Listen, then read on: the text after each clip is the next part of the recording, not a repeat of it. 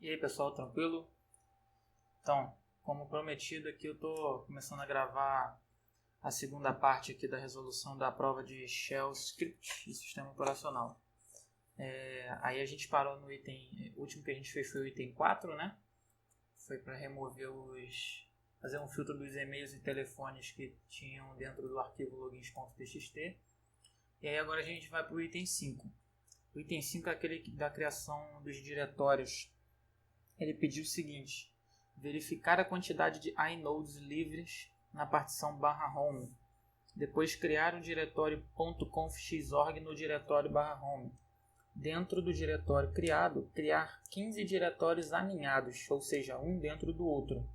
Dentro do último diretório, ou seja, do 15º, tinha que criar 2.000 diretórios. Dentro de cada um dos 2.000 diretórios, criar Q dividido por 2.000 arquivos vazios, onde Q era o número de inodes livres da partição.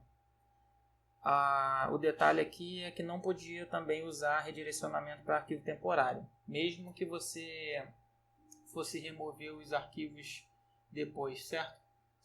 Beleza. Então, a primeira coisa que a gente tem que ver aqui é conseguir jogar para dentro de uma variável qual é a quantidade de inodes livres que tem dentro da partição. Como que eu vejo o inode? Se eu não me engano, ele deu o bizu com a ferramenta df, né? Ferramenta df.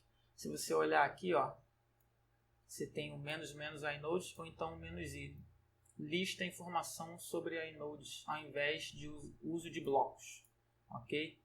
Então é essa opção que a gente vai usar. Se a gente der um df-i no /home, a gente consegue ver que a gente tem, ó, essa quantidade de inodes, essa quantidade de inodes usados e essa quantidade de inodes livres. Ele diz que tem 2% de uso apenas de inodes.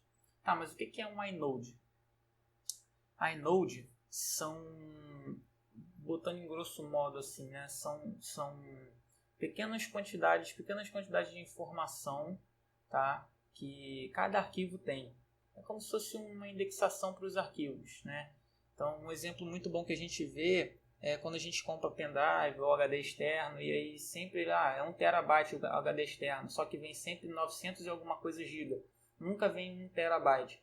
Esse espaço que tem faltando é justamente ocupado pelos inodes, certo? E essa quantidade, ela basicamente consegue limitar a quantidade de arquivos que pode ser criado dentro de uma partição, certo? Então, mesmo que você tenha espaço livre, você crie arquivos vazios ou arquivos muito pequenos, existe um limite de quantidade de arquivo que você pode criar dentro dessa partição.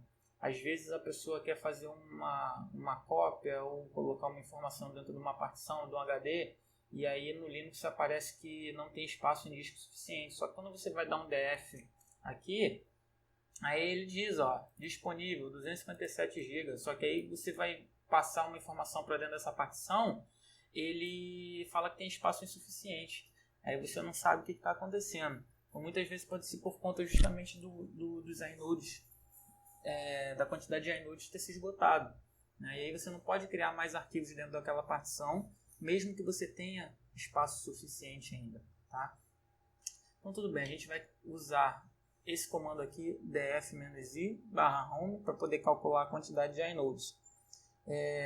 A gente está interessado nesse número aqui, ó, que é a quantidade de inodes livres nessa partição, tá? Então, no meu caso aqui, eu tenho 9.667.030, se eu não me engano, é kbytes de inodes livres. Kbyte não, acho que é quantidade mesmo. Se eu não me engano, é quantidade mesmo. Se eu botar aqui no H aqui para mostrar a informação, vai dar um Mzinho aqui. Eu acho que é de milhões, se eu não me engano. Tudo bem. O que a gente vai fazer aqui? A primeira coisa que a gente vai fazer aqui é jogar numa variável a quantidade de inodes livres, tá? /bin/bash aqui. /bin/bash, e a gente vai usar a variável inodes, e dentro dessa variável a gente vai abrir uma subshell, e aí a gente vai dar o df-i no /home, tá? E aí a gente vai fazer a filtragem com o nosso grep. Eu gosto de usar essa combinação, -O, -E, tá? Aí eu vou botar aqui uma expressão regular. Essa expressão regular que eu coloquei, ela é a seguinte. Se você for olhar aqui direitinho a saída, tá?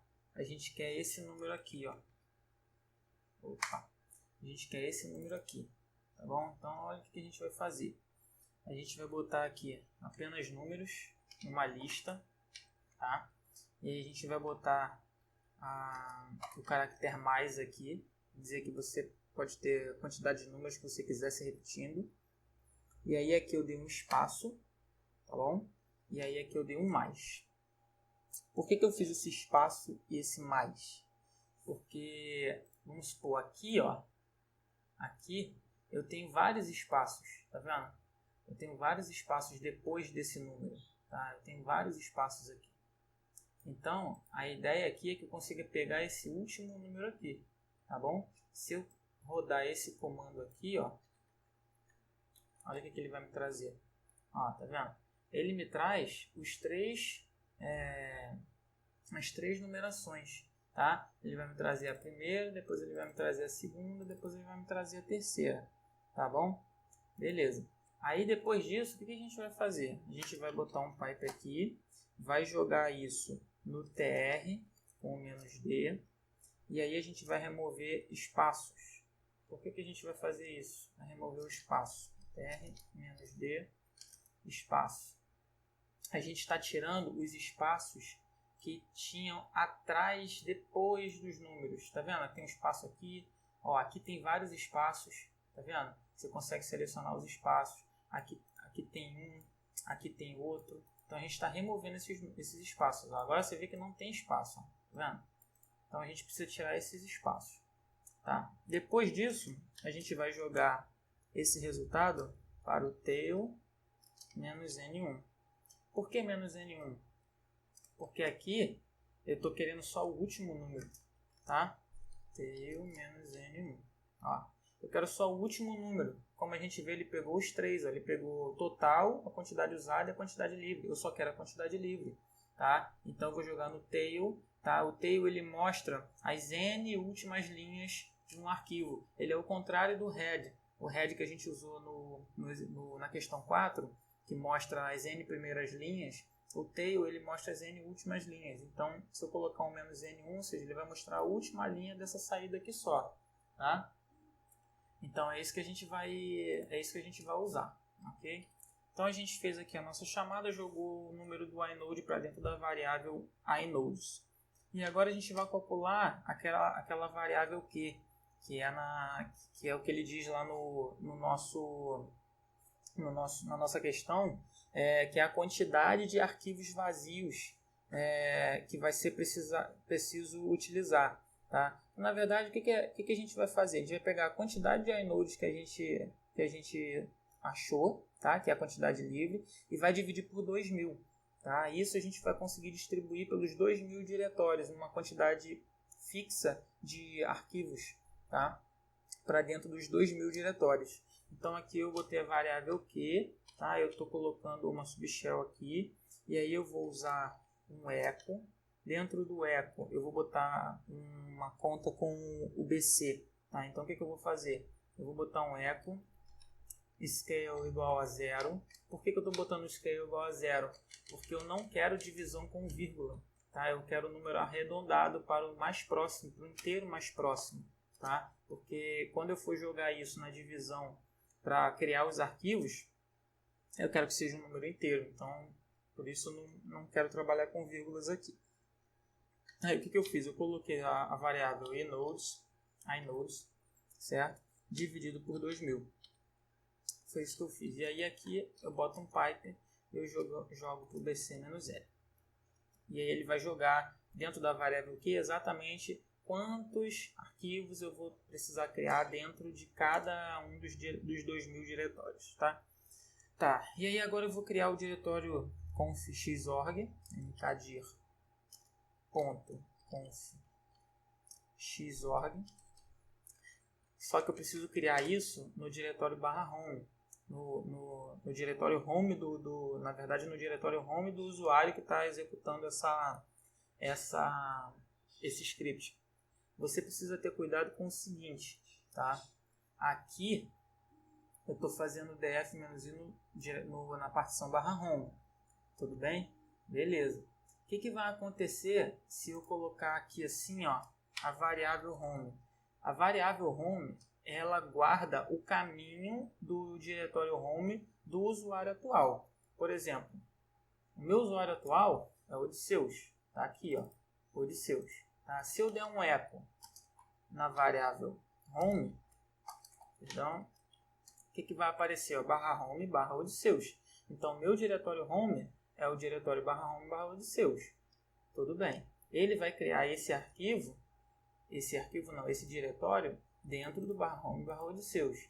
O pessoal aí que está usando o Kali, tá? O Kali, o usuário padrão do Kali é o usuário root, tá? E se você for usar o usuário root, o diretório padrão o diretório home do usuário root não está dentro do /home, tá? Se eu fizer um sudo su aqui, ó, eu vou virar root, tá vendo? Se eu der um echo na variável /home, olha o que ele vai me trazer, ó, /root. Isso aqui é uma outra partição, tá? Então, se eu pegar o tamanho de inodes livres da partição /home, mas aqui eu usar a variável home para criar os conf.xorg, eu vou estar criando isso daqui num outro local, caso esse script esteja sendo executado como usuário root. Tá? Então é isso que vocês precisam ter em mente. Se você está rodando o script como usuário root, então aqui você tem que mudar também. Você tem que colocar aqui a partição na qual a pasta /root se encontra. Se é no barra, tudo bem, você usa no barra. Se é no /root mesmo, tem uma partição específica para o usuário, para o /root, você bota /root aqui, tá? E eu recomendo que você crie pelo menos um usuário temporário para poder fazer esse teste aqui, entendeu? Porque aí você não mexe no diretório do usuário root, tudo bem? Então aqui a gente criou, tá? Esse diretório e agora a gente vai entrar nessa pasta. Então a gente dá um cd variável home /conf_xorg, tá? A gente agora está dentro do diretório conf.xorg. Agora o que a gente precisa fazer dentro desse diretório? A gente precisa criar 15 diretórios um dentro do outro. Ok, então vamos lá fazer isso. Eu usei um for para poder fazer isso. Tá? Eu fiz um for de 1 a 15, aí eu criava o diretório e entrava dentro dele. Criava o diretório e entrava dentro dele. Isso 15 vezes. Tá? Então eu dei um for e in. Aí eu abri uma subshell aqui. Tá? Eu botei um sec de 1 a 15. Tá? Opa. Aí aqui dentro o que eu fiz? Eu dei um mkdir. Tá? Aí eu botei um nome de diretório aqui chamado dir, tracinho, variável i. Que aí ele vai criar dir, tracinho 1, dir, tracinho 2, dir, tracinho 3. E por aí vai. Tá? E aí depois de eu criar essa variável, eu vou entrar nessa variável. Depois que eu criar esse diretório, eu entro nesse diretório. Tá? Então a criação aqui, ó, e depois a entrada dir, tracinho i. Beleza? Aí aqui eu dou um done, fechei com essa criação. Então agora, nesse ponto da execução do script, eu estou dentro do 15º diretório. Tá? Eu criei todos os diretórios um dentro do outro e eu estou dentro do 15º diretório. Perfeito. O que eu vou fazer agora? A gente pode testar isso aqui, ó, da seguinte maneira. A gente copia isso aqui, a gente vem aqui no terminal e cola. Tá? Então, ele está usando aqui, ó, uma linha, 2 linhas, 3 linhas, 4 linhas. Se eu der um Enter agora, olha o que ele vai fazer. Tá? Aí ele vai criar. Se a gente der um ls agora aqui, ó. Não, perdão. Deixa eu ver aqui o que aconteceu.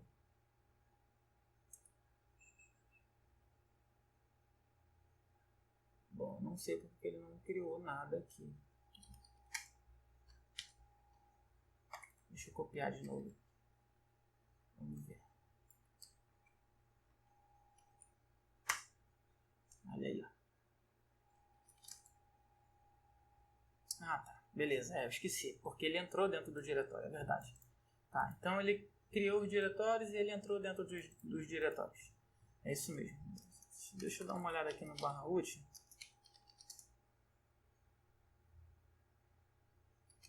Tá, ok.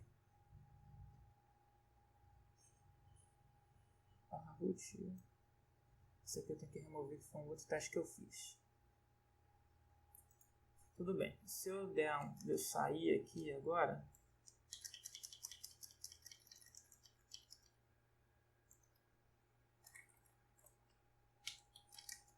a gente tem aqui, ó, dir 1, tá? Dir 2, dir 3. Se eu der um tree no dir 1, olha o que ele me mostra aqui, ó, tá vendo?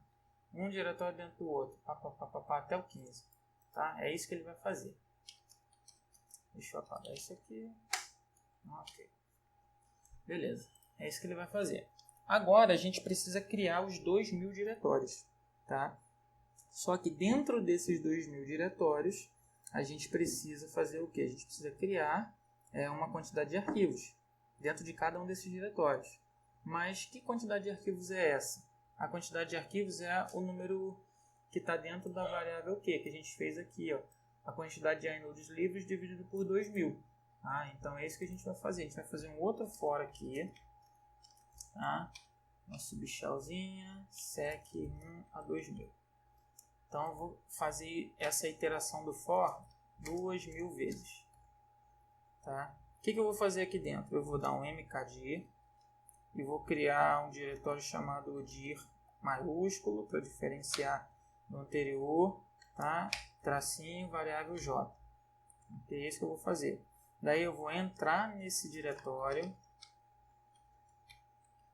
Depois de entrar nesse diretório, eu vou criar um arquivo vazio com o comando touch. Só que aí eu pensei o seguinte: qual era a maneira mais rápida, mais eficiente de se fazer a criação desses arquivos? Eu percebi uma coisa. Eu percebi que se eu utilizasse um nome de arquivo aqui, por exemplo, arq tracinho e vamos dizer s. Aí que eu usei foi o seguinte: eu botei um traço aqui, aí eu abri uma subshell, tá? E aí eu dei um sec1 até a variável Q. Foi isso que eu fiz, ou seja, ele ia criar um arquivo aqui. Ele ia criar um arquivo aqui. Um arquivo não, ele ia criar vários arquivos, né? Sendo que eles iam ter o prefixo arq, tracinho, e aqui ele executar de 1 até o número que tiver dentro da variável Q aqui, tá? Então ele ia criar, sei lá, no meu caso aqui 6.000 e alguma coisa, 6.000 e tantos arquivos aqui. Só que eu percebi, eu não sei por que esse prefixo aqui tomava tempo, tá? Tomava tempo e muito tempo, na verdade. Se eu deixar só assim, ele ia bem mais rápido, tá? A gente vai ver essa execução aqui, ó. A gente vai criar uma outra. O que eu fiz aqui, gente? A gente vai criar uma outra janela aqui. E o que eu vou fazer aqui? Eu vou simplesmente ficar monitorando a quantidade de inodes, tá? E aí como é que eu vou fazer isso? Eu vou fazer um while true. Esse 2 pontos aqui, ele significa true. Eu poderia tirar e colocar só true aqui, tá? É a mesma coisa, tá? While true do. Aí eu vou dar um df-i, tá? No /home, beleza? Aí dá um ponto e vírgula aqui. E aí aqui eu vou dar um sleep 1. Ou seja, para ele fazer isso a cada 1 segundo, tá? E aí aqui um done. Olha aí o que ele vai fazer, tá vendo? Como eu não executei nada ainda, então ele está sempre mostrando as mesmas informações. Vamos deixar ele rodando aí, tá? E aí aqui eu vou fazer a criação dos arquivos, na verdade. Depois que eu fizer essa criação dos arquivos, eu vou sair do diretório, tá? Para poder fazer a criação do próximo diretório. E aí um done aqui. Beleza? É isso que eu vou fazer aqui. A gente salva. E aí aqui a gente vem com chmod 755 no item 5, tá? E aí, ó, ponto barra item 5. Vamos lá.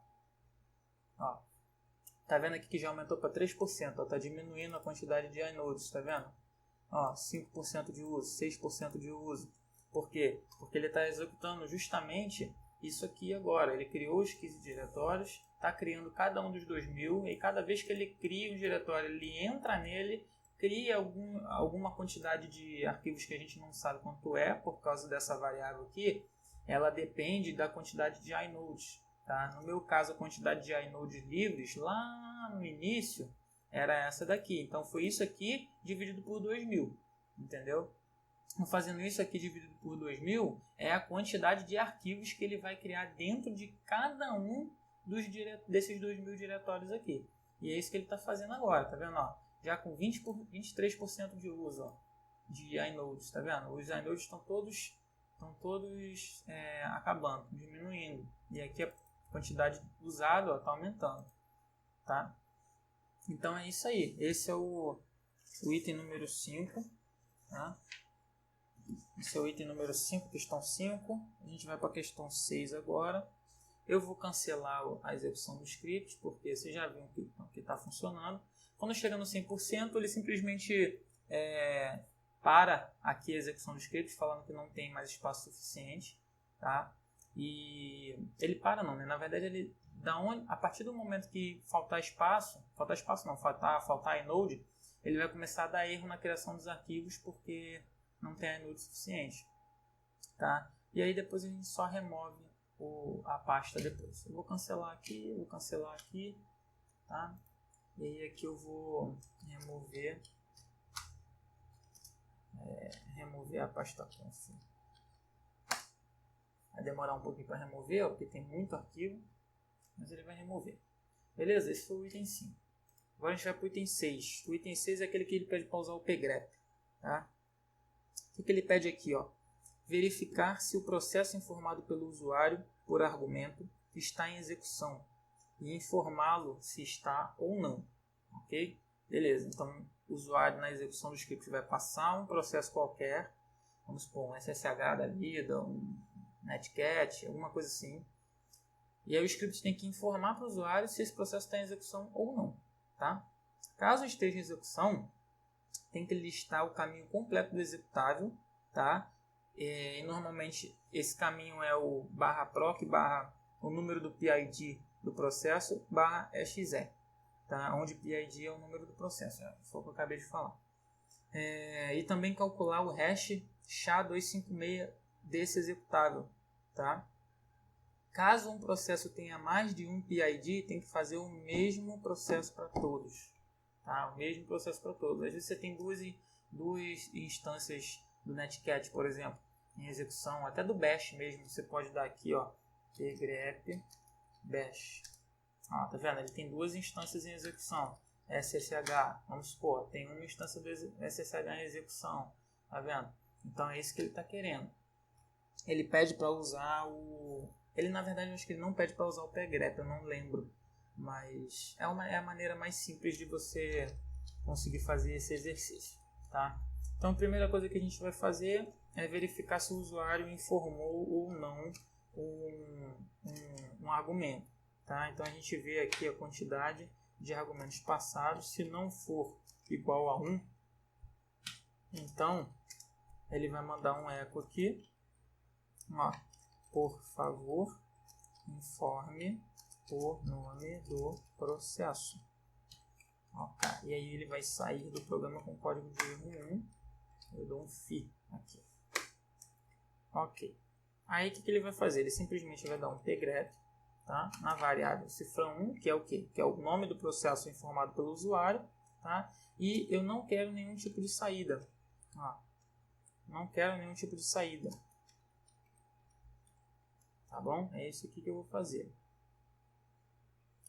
Depois de eu fazer isso, eu vou testar para ver se a execução desse comando foi feita com sucesso, né? Ou seja, se ele retornou algum PID ou não, tá? Então, aqui é a variável que traz o código de erro, né? Se essa variável não for igual a 0, ou seja, se tiver dado algum erro, quer dizer que ele não encontrou nenhum PID correspondente ao número passado, tá? Então eu dou echo, ó, o processo informado não está em execução, ok? E aí eu dou um exit 1 aqui, tá? Porque a gente não tem mais nada o que fazer. Se não está em execução, não tem mais nada que se faça. Se não, ou seja, se o processo for encontrado, ele vai dar um eco aqui e vai informar que o processo está em execução. Aqui eu usei o "-e para poder dar um enter depois. O processo informado está em execução. E aí que eu dou um /n para ele poder dar um enter depois. Tá? E aí que eu termino a execução e eu venho aqui para baixo agora.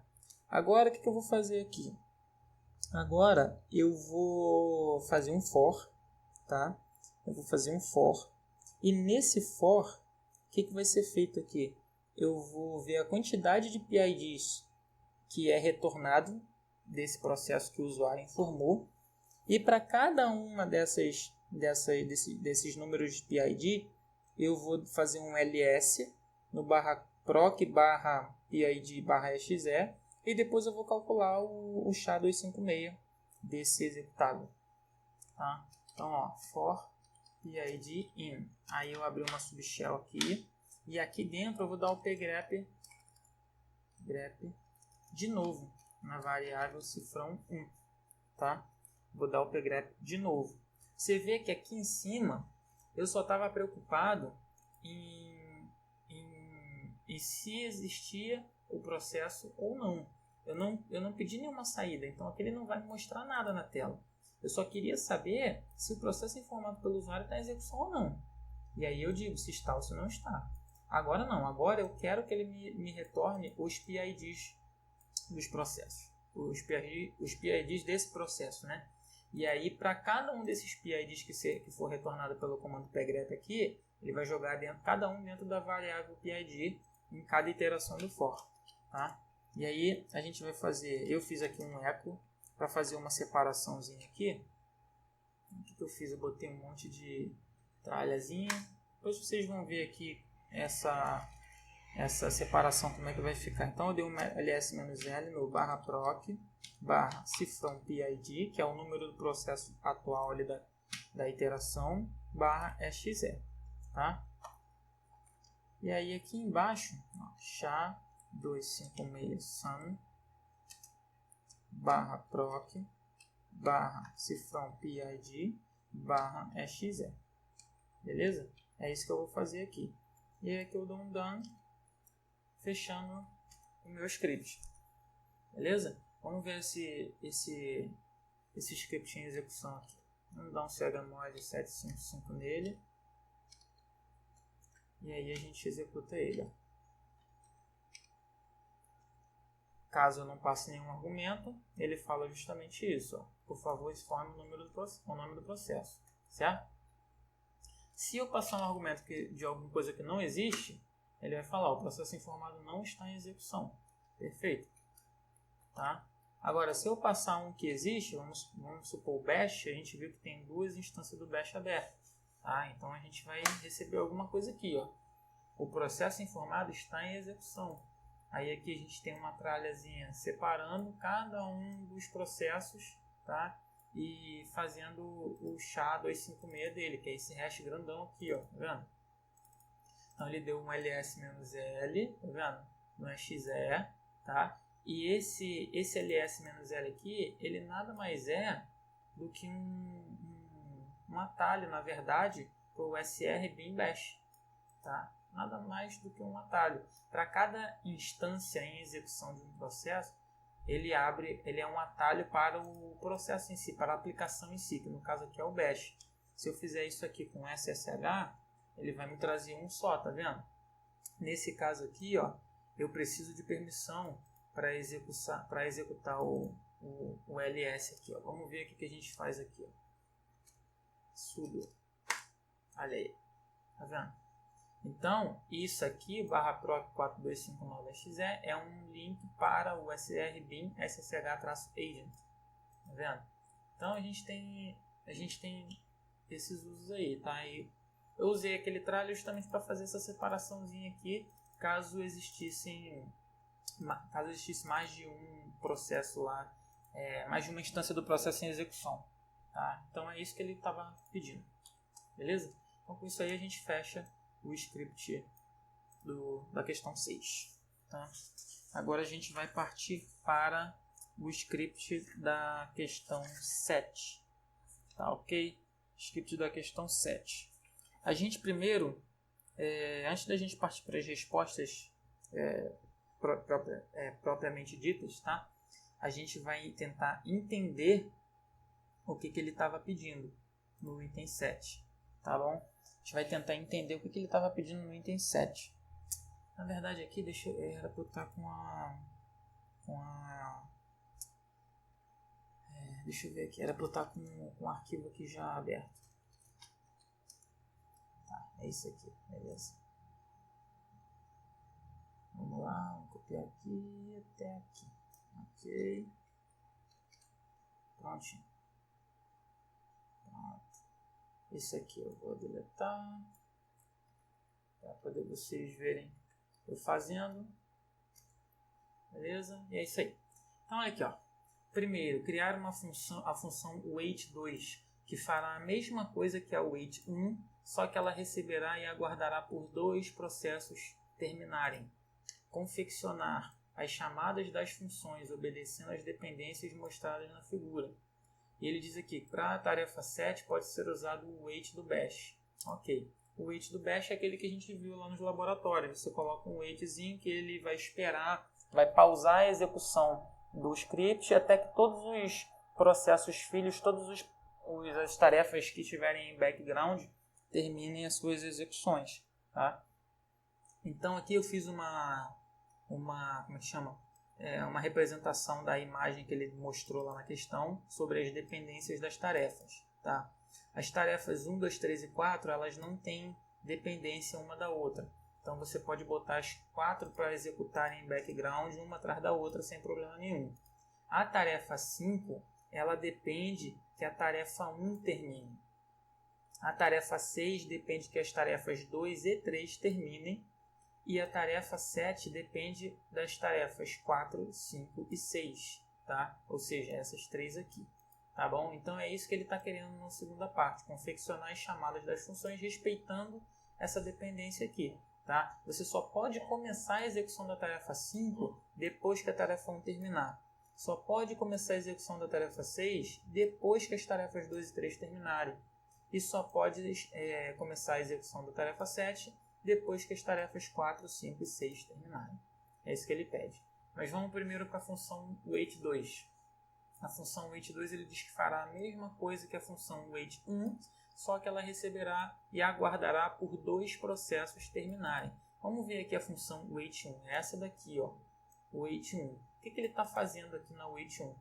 Ele está usando um laço while, tá? While que o "-s0" cifrão 1, aí ele está jogando tudo isso para o /dev/null aqui, tá? Ele vai mandar um uSleep sem, tá? O que é esse "-s0" aqui? Vamos ver aqui o que é o "-s0". Man_kill, a gente olha a opção "-s", vamos achar a opção "-s" aqui, ó, signal, tá vendo? The signal to send, ou seja, o sinal a ser enviado. Tá? Pode ser dado como um nome ou um número. Tá? Vamos ver aqui os códigos. Aqui tem código de retorno, argumentos, 0. Todos os processos no processo atual, no grupo de processo atual, estão sinalizados. Esse "-s0" aqui, ele está dizendo... deixa eu ver aqui. Tá, eu entendi. Isso quer dizer o quê? O que quer dizer isso aqui? Quer dizer que enquanto a tarefa que vem por argumento aqui no cifrão não estiver com o código de erro igual a 0, ou seja, execução terminada com sucesso, completada com sucesso, ele vai fazer isso aqui, ó. useLeap 100. O que é esse useLeap 100 aqui? Vamos ver o que é o useLeap. useLeap, ó. Sleep some number of microseconds, ou seja, fazer um sleep em algum número, só que em microsegundos, tá? Descrição: o sleep, ele faz um sleep, tá? Só que em microseconds, ou seja, o padrão é 1, né? Mas ele usa em microsegundos, ou seja, esse 100 aqui é em microsegundos, tá? Vamos ver aqui para onde, né? Ok. Tá bom. Então é isso que ele está fazendo aqui. Está fazendo um wait um microsecond. Isso aqui é para quê? Ele está botando um sleep aqui só para poder dentro do while fazer alguma coisa, mas é alguma coisa que vai ter uma duração muito rápida, tá? E ele vai fazer esse sleep aqui enquanto o processo informado pela variável aqui não tiver terminado de executar com código de erro 0, tá? Então ele vai ficar testando esse processo, se ele vai terminar ou não o código de erro. Enquanto ele não tiver terminado, ele vai vir aqui e vai dar um sleep. Então ele vai ficar nesse loop aqui até o que o processo informado tenha terminado sem erro, com sucesso. E aí depois ele vai sair desse wait 1. Então beleza. Só que aqui a gente vê que ele passou apenas um processo como argumento, tá? E na wait 2 ele pede para que isso seja feito com 2 processos, tá? A primeira coisa que me veio na mente quando eu fui fazer essa questão foi o seguinte: poxa, será que é só eu fazer isso aqui, ó? Botar mais um argumento aqui. Ou seja, ele vai esperar a completude da execução desses 2 processos. Será que é isso? Aí eu não sabia se era. Só que o que eu fiz? Eu testei. Eu fiz um teste, tá? Eu fiz um scriptzinho, tá? Que só continha isso aqui, ó. Só isso aqui. Na verdade, só isso aqui, ó. Eu fiz um scriptzinho que continha só isso aqui, tá? E aí o que eu fiz? Eu botei em execução paralela aqui 2 sleeps. Tá? Botei 2 sleeps aqui. E aí eu joguei os PIDs desses 2 sleeps dentro como argumentos desse while aqui. Tá? E aí eu fiquei esperando para ver se a execução do wait ia terminar só depois que os 2 sleeps terminassem. Aí eu botei 2 sleeps com tempos diferentes. Botei um com 15 segundos e um com 30, né? Para diferenciar bastante o término dos dois. Para eu ver que quando o sleep 15 terminasse, o scriptzinho não ia poder ter parado de executar. Por quê? Porque ele ia ter que estar esperando o sleep 30, que é o de mais tempo, terminar para ele finalmente cessar o processo. E foi isso que aconteceu. Eu testei e ele funcionou. Então, na verdade, a questão 2 era só você... A questão 2 não, a questão do wait 2 era só você adicionar mais uma variávelzinha aqui. Beleza. Depois ele vai pedir para fazer as chamadas das funções obedecendo as dependências. Beleza. O que a gente vai fazer aqui? A gente vai usar isso aqui como padrão, tá bom? Para poder fazer a nossa resposta. O que eu vou fazer aqui? Eu vou deletar isso aqui tudo. Vou colar isso aqui. Deixa eu lançar de novo. Saia do computador. Ok. Colei, beleza. E aqui a gente vai dar as respostas. Vai confeccionar as chamadas das funções. Então, ele deu uma dica, tá? A própria questão deu uma dica que ela fez a chamada da função, da tarefa 1 aqui, da primeira função. O que ela fez? Tarefa 1. Essa é a chamada da função. Daí aqui embaixo, ele usou como é que chama? Ele usou a variável cifrão exclamação, tá? Ele usou a variável cifrão exclamação. Ele jogou o conteúdo dessa variável cifrão exclamação dentro da variável PID1. Por que isso? Ó? Foi isso aqui que ele fez. A variável cifrão exclamação, o que ela vai fazer? Ela guarda o número do processo da tarefa que foi executada da tarefa em segundo plano, ou seja, em background aqui, ó, que foi executada logo antes dessa variável. Ou seja, essa variável aqui guarda o processo dessa função tarefa 1. Tá? Então, como o cifrão interrogação a gente vai usar um para cada uma das tarefas aqui em cima, então eu preciso jogar isso numa outra variável aqui, para deixar guardadinho. Então, PID 1 para a tarefa 1. E esse E comercial é porque eu quero que seja executado em segundo plano, porque essa tarefa aqui ela não depende de nada para ser executada. Então, eu vou executar ela em segundo plano e já vou partir para 2, para 3, para 4. Então, eu vou fazer isso para todas as outras aqui, até a 4. Ó. Tarefa 2, tá? E aí aqui, segundo plano de novo, aí PID 2 igual a cifrão exclamação. Porque esse cifrão exclamação aqui agora, ele já vai estar com o conteúdo, que é o número do processo dessa tarefa 2 aqui. Beleza? E agora eu vou fazer isso mais duas vezes, ó, por 3 e por 4, tá? Aí eu vou mudar aqui 3 e aqui eu vou mudar para 4. Beleza? Até aí, ok, tá?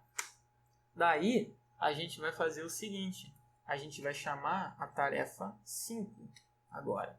Só que a tarefa 5, ela depende da tarefa 1, tá? Então, o que a tarefa 5 faz aqui? Ó? Tarefa 5, ó, ela manda um eco. A tarefa 5 iniciou, aí um eco. Ó, tarefa 5 esperando o PID cifrão 1. Que PID cifrão 1 é esse? O cifrão 1 é o argumento que foi passado pela tarefa 5. Então, a gente precisa passar um argumento aqui nessa tarefa 5.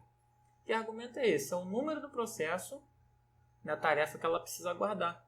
Qual é a tarefa que ela precisa aguardar? A tarefa 5 depende da tarefa 1. Então, a gente precisa passar aqui a variável que guarda o processo da tarefa 1, que é o que? Essa variável aqui, ó, PID 1.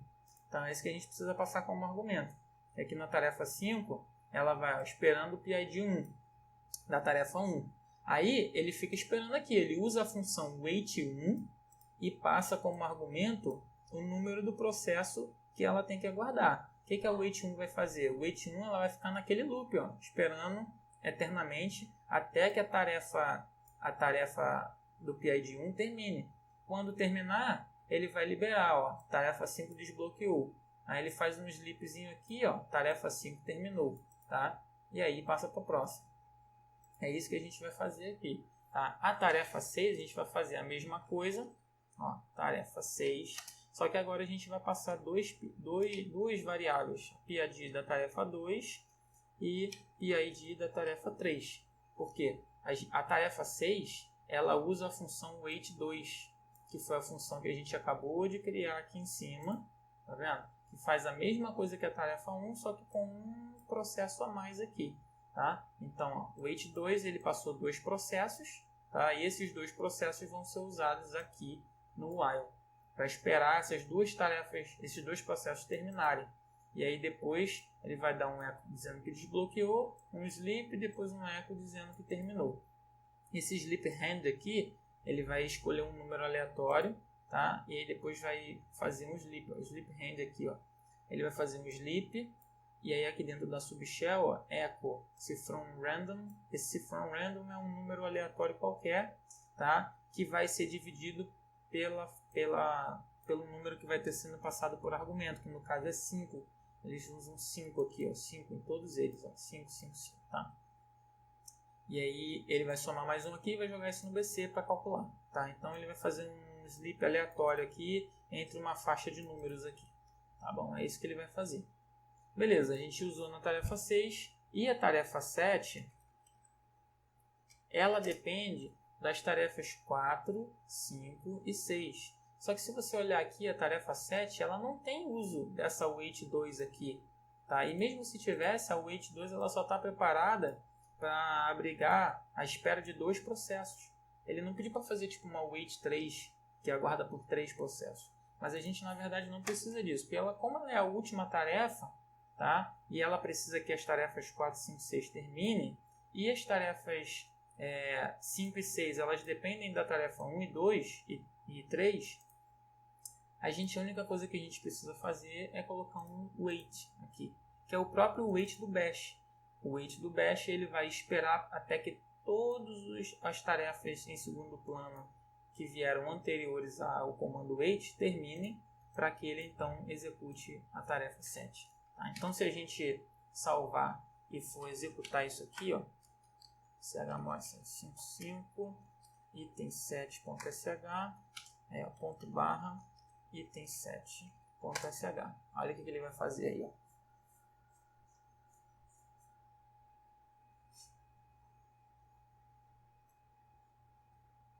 Falta aqui, ó, tarefa 7, ó, iniciou a tarefa 7, vai terminar a tarefa 7. Então vamos seguir aqui, ó. Tarefa 1 iniciou, tarefa 2 iniciou, tarefa 3 iniciou. Ou seja, são as 3 tarefas que elas não dependem nem de nada para poder começarem a executar. Então, ok, as 3 terminaram,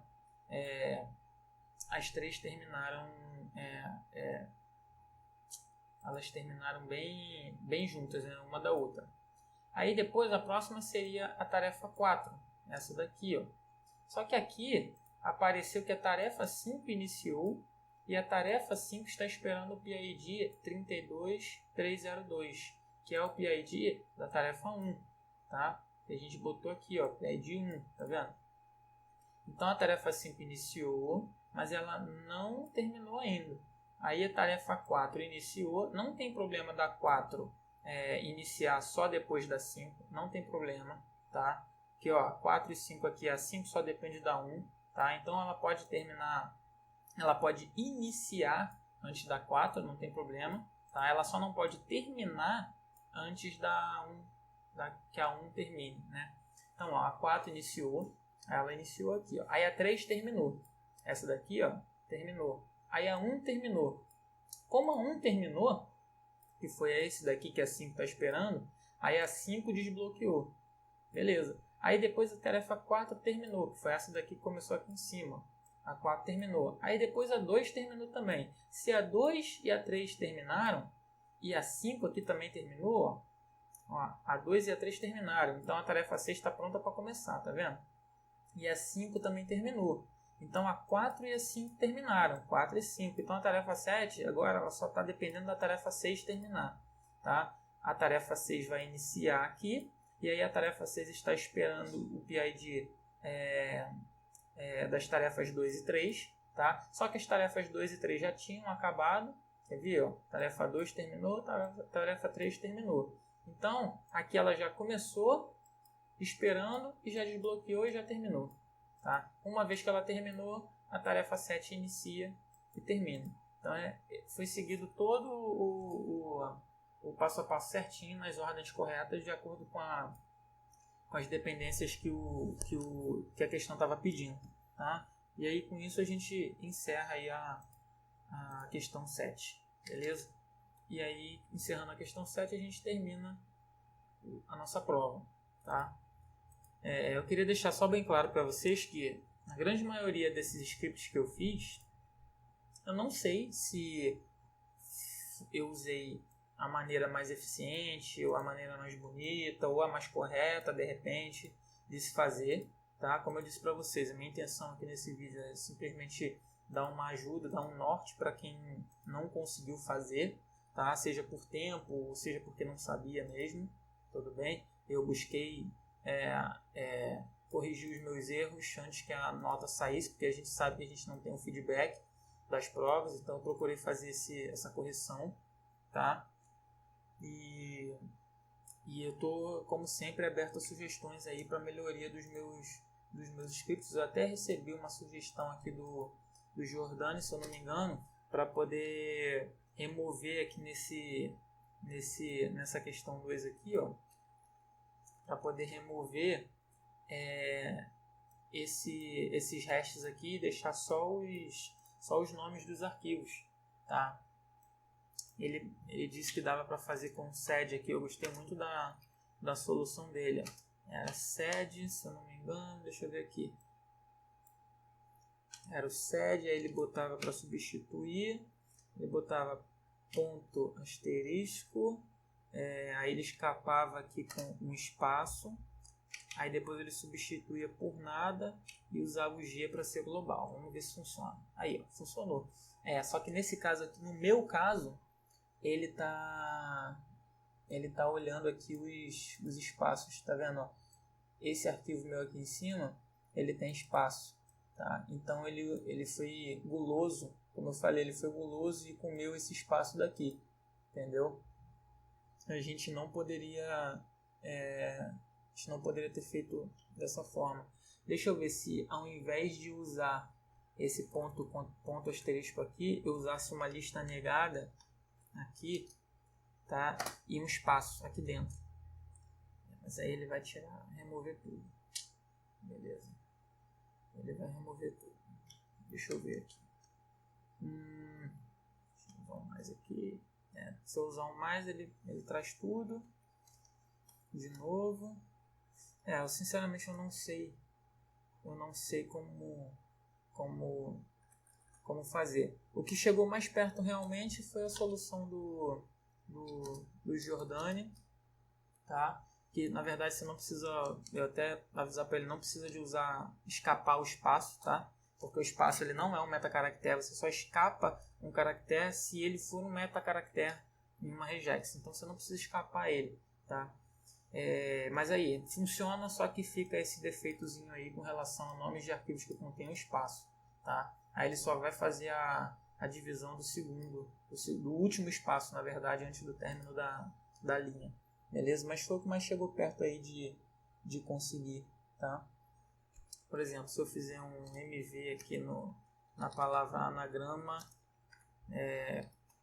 aqui eu botei anagrama 1.txt, fazer um renomear aqui, ó.